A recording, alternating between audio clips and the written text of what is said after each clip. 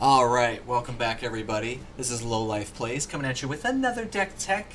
This one's super fun, really a good time. You know, if you ever wanted to play some Planeswalkers, but you're afraid in Commander that they're a little too squishy, Guff, in my opinion, he's made it very easy, and it's a very powerful Planeswalker strategy. So, before I jump into it, I always like to remind everybody, please like the video, subscribe if you like me that much, or comment down below with any cool stuff or other Planeswalkers. I know there's some stuff from Modern Horizons 3 that I really want to get, just haven't got my hands on it yet. So, let's go! Alright, so Guff, if you don't know, Guff is a 4-mana, he's in Jeskai. Really what he's doing is his +1 creates a 1/1 red wizard creature that allows you to tap it to pay red to cast Planeswalker spells. You can only use it to cast Planeswalkers, but it's perfectly fine. Typically they're just really good as blocker generation. And then his -3 is you draw X cards, and he deals X damage to each opponent, where X is the number of Planeswalkers you control. So you get extra activations, you activate Guff a few times. He can do some serious work, and card draw in the command zone is always great. And then his passive ability, or static ability, is at the beginning of your end step, you put a loyalty counter on another target Planeswalker you control. So that's him. I do have a custom little wizard guy here. I also bring the regular wizards just because, it's nice to just have the card that does what it does. I got some tokens to represent emblems.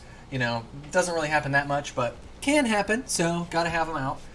Alright, so we're getting into the removal. So we run a few board wipes, run 4. We run Blasphemous Act, running Supreme Verdict, Vanquish the Horde, and Farewell. So, reason, a lot of these two specifically are expensive, but they scale down with the amount of creatures that are in play. So when there's a ton of stuff on the board, you can just wipe it. Your Planeswalkers are safe. Farewell, you can just wipe everything. You have some enchantments, but you really don't really care about everything else.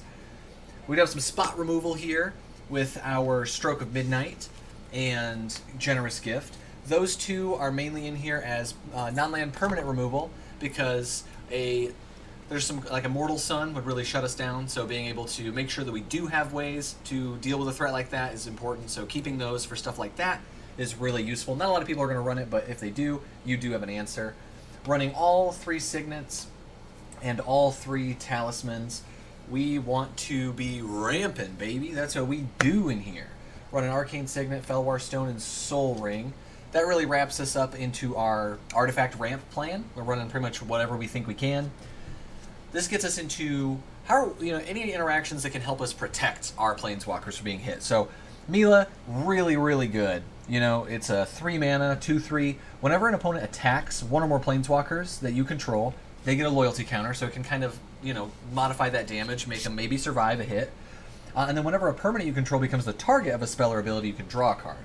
So it's card draw, it helps protect, and then it's a Planeswalker on its backside. Typically I'm running it on the front side, but this is nice to have if you need it, just because, you're not really...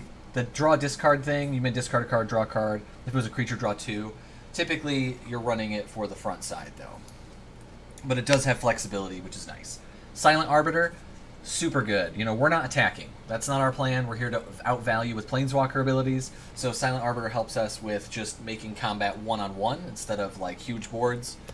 Same thing with Pramicon. This allows us to maybe pick whichever player is not having the most present board state, or not having what the least threatful player to you in the combat phase, and make everybody swing this way. Or it also works to incentivize threats, where maybe the guy over here is really dangerous with his board, and you make him have to hit this, whichever way you want, and then that kind of incentivizes those people to go at it while you just sit here and build your board. Baird, Steward of Archive. He is a ghostly prison effect, right? You can't attack you or Planeswalkers you control unless they pay 1 for each of the creatures. Sphere of Safety, same thing. We don't run a lot of enchantments, but at worst, you have to pay 1 to attack my Planeswalkers. Then we also have Archon of Absolution, same stuff. We're just running as many of those effects as we could. Having them on creature bodies is just great. Onaki Oathkeeper, probably our best one, because he has that effect. He's only 2, he's a 0/4, so he's a great body. He also has the pay 6, and you exile him from your graveyard, and you return a Planeswalker from your graveyard to the battlefield, which is just so strong. Then we get to some more protection. So we're running Ripples of Potential. You proliferate, which is great. It's an instant speed 2-mana proliferate, which is cool. But then you can also choose any number of permanents you control that had a counter, put on them this way, and then they phase out. So, excellent protection for us. Speaking of protection, Teferi's protection. We got a bunch of Teferis in here, might as well be running the Pro. Kaikar's in here because it does a lot of things. It synergizes in its own ways, where it's a flying 3/3, so that's nice, but it also makes flying blockers, and then it makes ramp by sacking those spirits, so Kaikar really can do a lot for us. Arena Rector, just very, very powerful card. You know, when it dies, you just exile it, or you may, and if you do, search your library for a Planeswalker card, put it into play. Like, that's nuts. We just go get whatever we need. There we go. Our Planeswalkers have lots of utility, which we'll get to. Shorakai, just an excellent draw engine who makes blockers, so he does everything that I want him to be doing, where I'm just trying to draw cards, get some extra card advantage, and then putting 1/1s in play to block for my Planeswalkers is great. Whirlwind of Thought, you're casting a lot of non-creatures, so just being able to draw is nice. Lae'zel, she just allows you to put more counters on your Planeswalkers. That's pretty cool to me. Deep Glow Skate, it's a one-of effect, but it can really close out games. If this is the first thing you do and you already have Planeswalkers established, often you can be like Deep Glow Skate, double counters, do a bunch of alts. You can go crazy with this card. So it's definitely worth to just have as a just bomb to drop. Icramore Gauntlet, this one's really good just because when you cast a non-creature spell, you choose a counter on target permanent, and you put an additional one. So you're just, you're upping loyalties anytime you cast anything that's not a creature. So just really good utility for 3, and it gives all your Planeswalkers the 0 cost proliferate. So once you get an established board, you can just have one proliferate the rest, do that. You can even have like 3, 2 of them proliferate 1 to get 1 big ability. Gives you a lot of flexibility in addition to the -12 take an extra turn. Very strong. Spark Double, whatever your best thing is on the board, just why not have 2? If it's legendary, who cares? Spark Double does it. I know that. Having 2 Guffs is very, very good. Jaya's Phoenix, really strong in this. Whenever Jaya's Phoenix deals combat damage to a player or Planeswalker, you copy the next loyalty ability that you activate, and you may choose new targets. Just super good. You can set up some crazy shenanigans with this. And then whenever you cast a Planeswalker spell, you may return it from your graveyard to play. It's a flying haste, and then whenever you do what you're going to do, you get this back. It's just a threat that won't go away. We're playing Planeswalkers, man. I mean, we're playing Planeswalkers, we're going to play the Chain Veil. This will go infinite with so many different things, but Chain Veil combo is, it's in here with Teferi. You just can do a ton of nonsense, but essentially just lets you activate your Planeswalkers a ton. But yeah, and then Oath of Teferi, same stuff. It just gives you a little bit more flexibility to, if you have less Planeswalkers, it makes you able to maybe flex them a little bit more, and it just lets you activate your Planeswalkers' abilities twice each turn. All Will Be One. So All Will Be One is a very deadly card here. So whenever you put 1 or more counters on a permanent or player, it deals that much damage to target opponents. Now it turns all of your upticks into burn spells. So every time you're putting any sort of permanence on, or you're upping loyalty counters, you just start pinging people. And then with any of those other things where you're taking a bunch, and you can do All of it deals damage to target opponent, creature and opponent controls, or Planeswalkers, so you can use it as board protection. It's so flexible. It often gets removed pretty quick once people understand what it does in your deck, but still fun to run. Triumphant Reckoning. This is just one of those big game-ending spells. We're playing Commander, we want to do splashy stuff. This just returns all your Planeswalkers from your graveyard to play. Big splashy stuff, World Fire. Nothing feels better than this is only in here as a funny card to put out a Chandra emblem that deals 1 damage to everybody, and then World Fire, and then you win. Really, really good. Only ever had it happen 1 time so far, but it's pretty cool if you get it to happen even once. The Eternal Wanderer, just excellent Planeswalker here. We're getting into our Planeswalkers. This one allows us really to -4. You choose a creature that player controls, so you get to pick, and then they sack all the creatures outside of that one. So it gets around protection. It's really, really good. And then it has its exile 1 artifact or creature, and it's got blinking effects. It's got a really good effect where no more than 1 creature can attack the Eternal Wanderer, so it has its own protection. Really good. Sarkhan, really, he's got some sweet stuff. He can turn your board into dragons, really, until end of turn each Planeswalker becomes a 4/4 flyer. You can just beat people to death with your Planeswalkers. And then whenever a creature attacks you or a Planeswalker you control, each dragon you control deals 1 damage to that creature. That doesn't really come up. But you could Because, I mean, if someone's got a bunch of 1/1s and you just -3 him, you're protected. Because it's not on combat damage, it's attacks. So it deals the damage and it can wipe them out. So that can be very helpful. Vronos came in the precon, very good at protecting us, doing everything we need to do. You uptick 2 Planeswalkers and then you phase them out, right? With his +1. He also has some utility. You know, you can, his -7, you can have target artifact you control becomes a 9/9 with Indestructible and Vigilance. That's cool. But really he's in here for his phasing out of your Planeswalkers you're really trying to uptick. Daretti is mainly in here as a way to get back Chain Veil, because it's a piece that people are going to remove if they can. So Daretti's in here because he has some good utility in drawing cards, but he's really good to just make sure you have a way to get back your Chain Veil. Teo, he's another Pramicon. He just helps you to guide the table to attacking a different direction. And the cool thing is you can switch it up. You know, maybe someone else is becoming a threat and you need to just switch it around. And he comes into play bringing a 0/4 flying wall. So he's excellent. He's a very, very, very good guy for 3 mana. He does a lot. Narset, life gain and ramp. You can't cast a non-creature with it, but that's fine. We weren't going to do that anyway. So excellent stuff with Narset. This one's a newer one. I guess not newer now, because the sets come out so fast, but it's newer addition to the deck. Whenever you cast a spell from exile, it doesn't really come up too much, but you can create 3/2s with his uptick, and then you can discover 4 with his down, which is super good for us. And then you exile any number of target cards from your graveyard, you can add red mana for each of those, and then you can play those cards this turn. So it gives you some recursion, gives you some ramp. He has some really cool utility to him. Will. He helps you against creatures. You know, that's our biggest threat, is people hitting our Planeswalkers. So being able to uptick and make 2 target creatures have base power 0/3 and lose all abilities can really control the board. You know, it can really, really help. It's very political. It can also just be a great thing for you. He's a very, very good one. And he also can let you draw some cards. And all the emblems are going to be great, or all the minus, like their maxes, is going to be awesome. But oftentimes it's very difficult to get to those. Dak Faden, he's pretty much a 3-cost Soul Ring, is how I think of him, right? I mean, that's what you're going to do. You're going to drop him, you're going to -2, you're going to take a Soul Ring, you're going to take whatever most powerful artifact is in play, and you're just going to get it for yourself. But it does let you could draw if you need to, or if there's not a good target, and you just want a Planeswalker out to help draw more cards through Guff, that's also perfectly acceptable too. Ralzeric, he's a good guy, you know? Really he's in here because he can remove pesky little guys with his down tick, and he can tap things and pretty much stun them, right? Or not stun them, but he can tap something and then untap something that you control. Really, really powerful tool.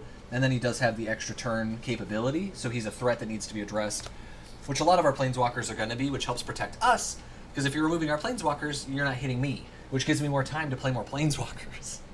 Alright, so Tezzeret, very, very good. I love this treatment of him.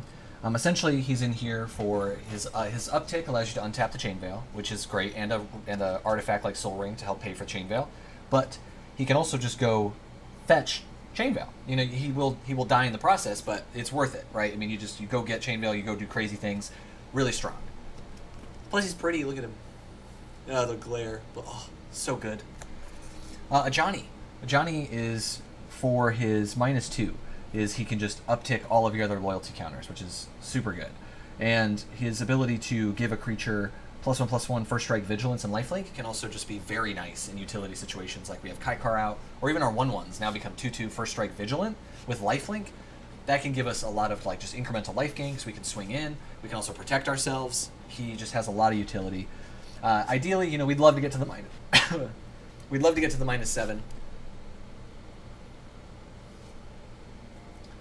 Ajani, in here for his -2, man. I mean, just uptick everybody. You can do that twice as long as he doesn't die. But also his ability to +1 something and like make one of our 1/1s a 2/2 vigilant first strike lifelink, super good. And it can just get stronger and stronger because you're putting, you know, it gets +1/+1. But you can do that to like Kaikar or your flyers, and just like having that defense system is very nice to get that online. We would love to get to his -7, but I mean, that's difficult, right? You get an emblem if a source would deal damage to you. You would prevent all but 1. It'd be excellent, but that's a distant dream. It's a dream of ours. Alright, so Chandra, Awakened Inferno. She is very strong in the way that she can't be countered, so you don't have to worry about that. She's in here to combo with our Worldfire, so you +2, everyone gets an emblem. Well, every opponent, that they take 1 damage. Boom. It's really, really strong. -3, it's a board wipe to non-elementals, deals 3 damage to all non-elementals. And then she also has a -X, where you can get rid of problematic creatures. Really, really cool that way, and then if it would die, it gets exiled, so it can permanently get rid of things. Another Chandra! This Chandra is so flexible. You can exile the top card of your library with her +1. You can cast that card if you don't. It deals 2 damage to each opponent. Super nice.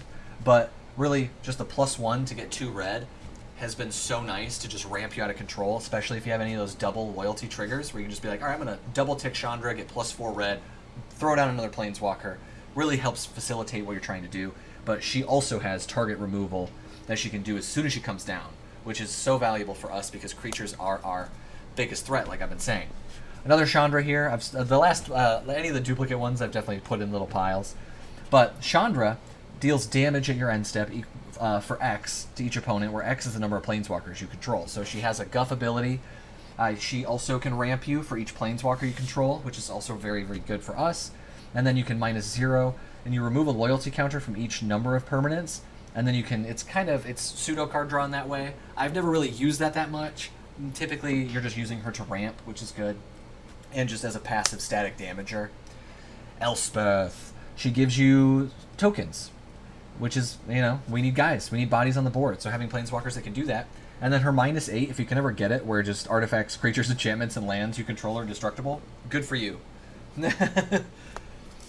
Another one here where she can gain you some life, but she also just comes in most times. You play her, you -2 her, get 3/1/1s to help just kind of chump block. Or if you really need to, you can uptick her when she comes down, gain a little bit of life, but just have a threat of destroying all other permanents except lands and tokens. Typically, we're not doing that too much because we have a lot of Planeswalkers in play, but having a wipe like that is nice to have. Sun's Champion, her wipe we're going to use a lot more, right? Destroy all creatures with power 4 or greater. She can come down, do it on her turn. But she also can uptick and make 3/1/1s too. So she gives you a lot of flexibility in protecting your board that way. Now we're into Teferi. Now we're in the crazy guys. So Teferi, untapping up to 4 permanents. You get Chain Veil and him, you're pretty much set. I mean, you just untap enough mana, like a Soul Ring, anything that makes 2 like that, and then you can just go crazy with Teferi. Or he has a lot of utility in his own ways. I mean, you get an emblem with you may activate loyalty abilities of Planeswalkers you control on any player's turn, anytime you can cast an instant. That's just kooky. Master of Time, he has that ability where you can activate his on other people's turns, so his ability to just loot is really, really strong, but also the ability to just turn a creature you don't control phases out, so you can take care of problematic things. And then -10, take 2 extra turns. Might as well just be win the game, right? Teferi of Dominaria. Draw a card, untap 2 lands. He can also put target non-land permanent, so he can also remove problematic things. He just puts them, into the library, but it's still, it's pretty much removed. And then you get an emblem when whenever you draw a card, exile target permanent. Same thing here.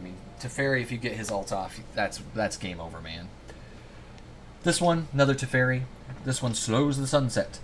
He has a lot of utility in him. You choose up to 1 target artifact, up to 1 target creature, 1 target land, untap them, and then you tap the chosen permanents you don't control, and you gain some life. So you can help control the board, or kind of uptick you, and kind of, get you going, facilitate what you might need to do. He can really help in those ways. He can also brainstorm, look at the top 3 cards, put 1 in your hand, the rest on the bottom, so you can kind of filter out things that you might not need. And then his ult is also just crazy. Jace, this one I like him a lot just for his looting, right? You draw a discard. If there's more than 5 cards in your graveyard, you exile Jace, bring it back as Jace Boy. Telepath Unbound. Up to 1 target creature gets -2/-0. That's pretty good. You may cast target instant or sorcery from your graveyard this turn. If it was cast this way, you exile it. That's cool. Really, he's just a looter who also has Planeswalker ability. That's what we're in here for. We would love to get an ult on, but that's never what we're really shooting for. Typically, when we're looking at Planeswalkers, we're like, what are their abilities that aren't their ults? Because their ult is probably going to be really good. So we want to make sure we have utility. Which, bringing utility, it's Jace the Mind Man, right? Just a wreck in Standard when he was in there. But yeah, look at the top card of target player's library. You may put that card on the bottom or top. Or you may put that card on the bottom, so you can keep it there or put it on the bottom. Really crazy control. You can brainstorm exactly where you draw 3 cards, put 2 on top, return target creature to its owner's hand, and then his -12 is you exile all cards from target player's library, and they shuffle their hand. It's just take one person out of the game. That's what Jace is going to do. Then we get into our lands. So getting into utility lands, we're running Core Haven and Maze of Ith. Just get rid of creatures attacking us. They both have the ability to tap. This one is free, this one costs mana, but this one produces mana, so I think they both have their uses. Karn's Bastion, it's a land that proliferates. What else do you want? Sokazan is just a red land, but it has the ability to create tokens if you really need them, so that can be good. Otawara, just good removal. Otawara is just super good. Plus, it looks like a Star Destroyer. I know it's not, but it looks like one. It's screaming Star Wars vibes to me. This one's a new one that I've thrown in, Spheric Springs. You can pay 3 as it enters, or it comes in play tapped, but it's in here for its backside, where you can return target spell or non-land permanent to its owner's hand. It's anybody's. Non-land permanent an opponent controls to its owner's hand. You could just bounce a problematic creature, get rid of something, but worst case scenario, it's just a pain land. Still get your blue, it doesn't come in tapped, so very valuable. Command Tower, Exotic Orchard. Interplanar Beacon. This one's really, you just gain life. Whenever you cast a Planeswalker, we're doing that. And it filters mana to play Planeswalkers. Same thing kind of here with Great Hall of the Citadel. You can pay 1 into it to filter 2 colored mana into whatever kind of combination you might need. Only to cast legendaries, but that's what we're doing. Mystic Monastery, probably, it sucks, it's a tap land, but it's all of our colors, so we're also going to run Ragran Triome, get as many of our color pips as we can. So for blue-red, we're going to run Cascade Bluffs, running Lava Glide Pathway and Training Center, get that out of the way. We are running a lot more white-blue, so we're going to be running Prairie Stream, Glacial Fortress, Mistgate Pathway, Mystic Gate, Sea of Clouds, Hollowed Fountain. Those are going to be all of our ways to create. White is a very important color for us, so just being able to mix in other colors with white is really good for us. Rugged Prairie, Sacred Foundry, Clifftop Retreat. We're going to run Pillar Verge Pathway and Spectator Seating. That's going to be our red-white lands. And then we're getting into our basic territory. So I just have a bunch of different arts in this one. So we're running just a few planes. Just going to be running 5. Got some fun arts on those. And then we're going to run 4 islands. I love this Whirlpool Island so much. Oh, it's delicious. And then our 2 mountains. Running those guys. I like this guy with the little dragon. Look at him. Look at him.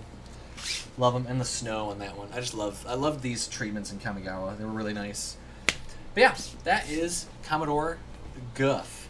He does gross things, and if you've ever wanted to play a Planeswalker deck, but you think it can't hang, or you think it's going to get too targeted, or your Planeswalkers are going to die all the time, I think Guff does a great job of being able to give you blockers, then you just combine that with a lot of other Planeswalkers that can make tokens. It's just very important, and it works really well in a Jeskai strategy. So that will take it for Guff. So, if you like this video, please remember, like, subscribe, comment down below, and I'll see you guys in the next one. Bye!